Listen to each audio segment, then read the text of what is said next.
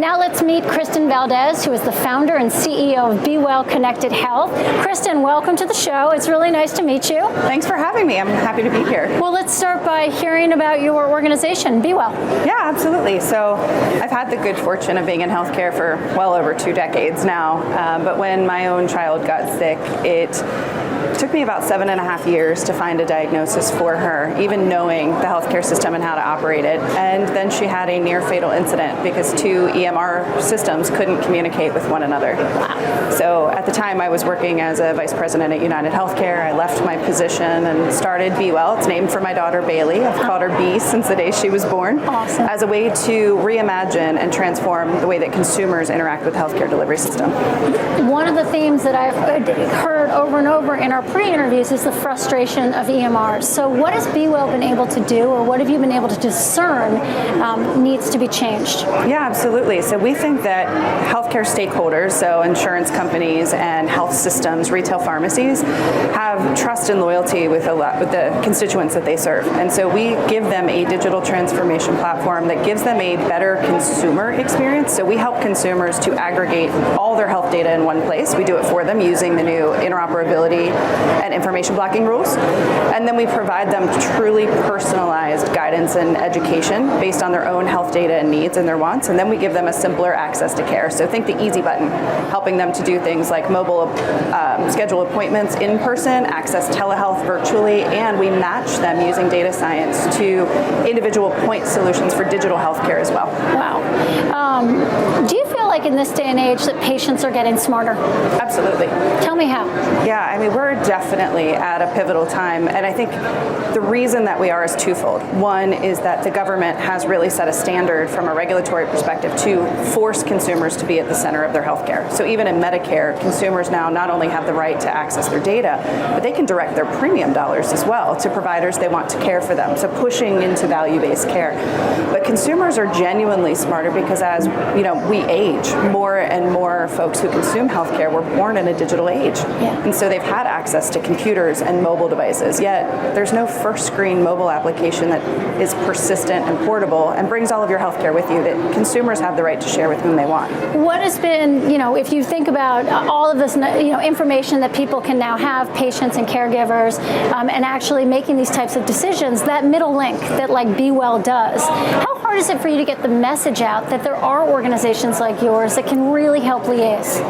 Yeah, I mean, first of all, I think right now, both payers and health systems, retail pharmacies are thinking about their role in the system. As we move towards value-based, they're starting to become less siloed and more collaborative. And the reason for that is the convenience demand from consumers. They're saying, look, help me grab healthcare wherever I am, whether it's in my home, when I'm picking up my meds at a retail pharmacy, or in the doctor's office. But they want options. And so this move towards convenience is really driving our healthcare stakeholders to completely reimagine the experience they have. And they know that portals are not a digital strategy. Right.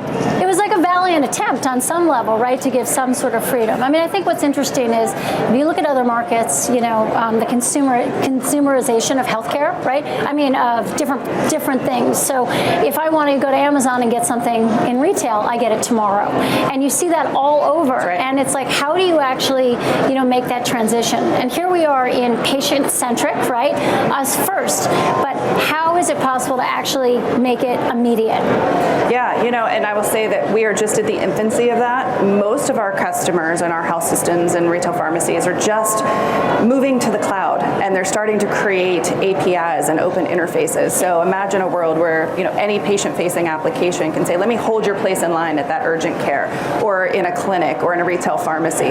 So the technology is starting to advance significantly faster, and we're seeing a lot more partnerships with health clouds and APIs that make it easier for folks, whether it's Microsoft, or Amazon, or Google, or Salesforce. Everyone has a health cloud these days, right?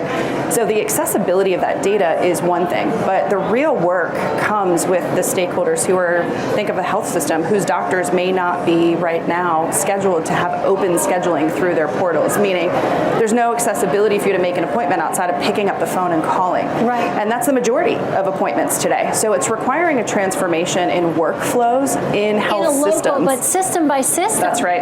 Wow. So standardizing, and I think the EMRs are really helping to standardize some of the scheduling, but they don't quite go far enough into consumerism. And what I mean by that are things like provider directories. Historically, provider directories and searching for a provider, the reason that we created and maintained them, even in the insurance market, was access and accessibility. Is there a doctor within my location that can service me by specialty? But when I'm a consumer, I might say, well, if I'm looking for a brand new OBGYN, I want a female. Well, sex is not recorded in most provider directories. Oh, interesting. And so when you think about what consumers want versus the data capture that healthcare has today, we still have several gaps that need to be remediated to get to that true consumerism, make it easy for me to find who I want, when I want, and help me make the appointment without having to pick up the phone. We are about to dive into a number of days talking about how COVID affected the health space. Yeah. But I want to know from your perspective, having been part of this world for over 20 years, do you feel something different as a result of what happened with COVID in terms of places like providers having to make choices like telehealth, having to do things differently? Of course. Any healthcare stakeholder that had access already to things like remote patient monitoring in the home or telehealth, they didn't hurt financially as bad as those who didn't when their offices had to be closed.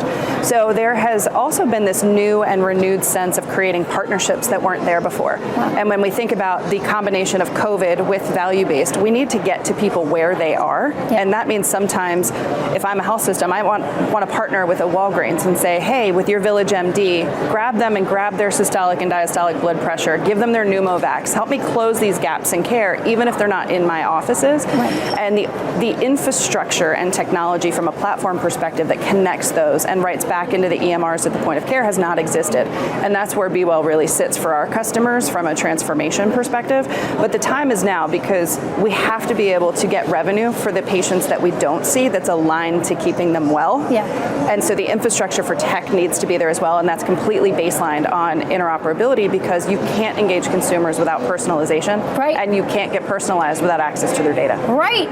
Well, it is clear to me in light of all the people I've been interviewing that this is a hot topic and one that I think that people are really desperate to figure out. So I wish you well on b.well. And, side note, it's wonderful to find in a time where it's tough in terms of Bailey, having a rare condition, that something really powerful came out of it. So, yeah, absolutely. Well, thanks so much for having me. You're welcome. Thank you for being here.